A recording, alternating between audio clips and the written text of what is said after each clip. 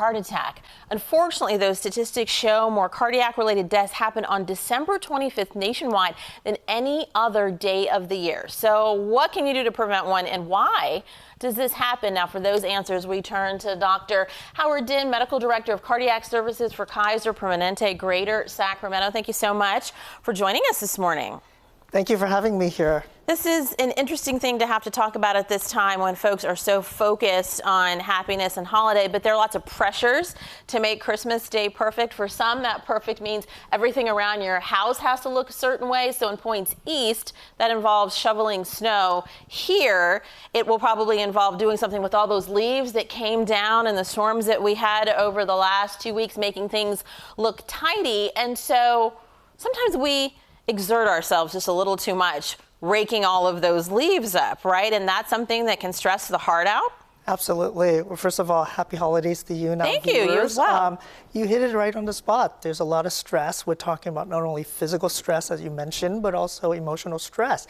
There's emotional stress with the holidays. There's a lot of anxiety. That happens? If you're hosting, like I will be. That's a lot of planning. Financial stress plays a role. And certainly, if you are out there shuffling snow, that could add to the triggers for potential heart problems. Or raking those leaves, because that was just a massive number of them that came down over this last little bit. Now, lack of sleep, that's something, you know, everybody's like, oh, okay, I'm tired.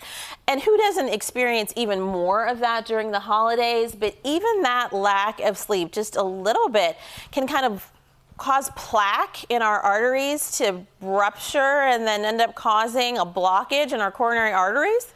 Absolutely. Lack of sleep leads to high blood pressure, a lot of stress. These are triggers for plaque rupture. Who doesn't have a little bit of corrosions in their pipes, right? And so that's part of one of these triggers is multifactorial for sure. Okay, so lack of sleep, we got to watch that and hopefully find some more hours in the day. Now, we're really good at talking ourselves kind of out of what symptoms we may be seeing and feeling, so we don't seek care as quickly as we might. We might be thinking something might be a little up, but I don't want to get up in the middle of dinner. You know, grandma's going to think I don't like the dish that she made if I'm like, oh, I got to go to the hospital, right? So chest pain is an obvious symptom. So is shortness of breath. But if you spent the whole morning raking leaves, you're going to be short of breath potentially if you're not, you know what I mean? You're going to maybe confuse it and sort of disregard and think it's just because of this physical activity. It's not, I'm having a heart attack. That's correct. So by far the greatest problem with these spikes that you're talking about in heart attacks in the holiday is that people disregard. There's a lot of denial of their symptoms. So chest pain, chest tightness, sometimes the pain goes through the jaw to the arm, shortness of breath. Some people may get a little bit dizzy. The key is not to ignore these symptoms. All righty. Now, the other thing that happens, if you're not hosting, you may be going to something, going to a party. A lot of times there's a lot of alcohol. Could be tables, you know, set up a bar at a house party or going out to a bar with friends. How does alcohol play into holiday heart syndrome? What is that? Right, so alcohol is a major trigger. It leads to high blood pressure, and what it does is that it causes the heart rhythm to switch over from normal to irregular and fast. We call that atrial fibrillation. Okay. Major trigger for heart attack and stroke. All righty, now. So we want to moderate. Reduce, moderate, there we go, moderate. That sounds better than reduce.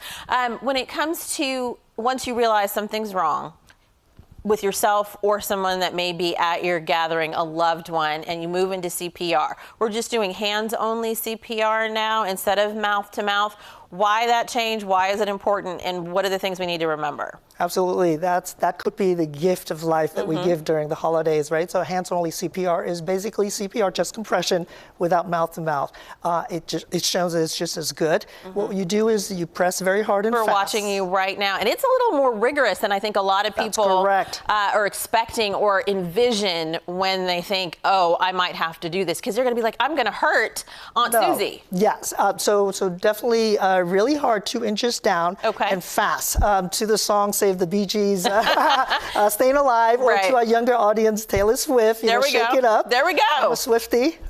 So that's what we have to do, and data has shown that that is just as effective. All righty. Well, Dr. Dinh, thank you so much for giving us the tools to hopefully prevent any problems over Christmas when it comes to our heart health or save a life if we need to step in there. Thank you so much. Appreciate you. My pleasure.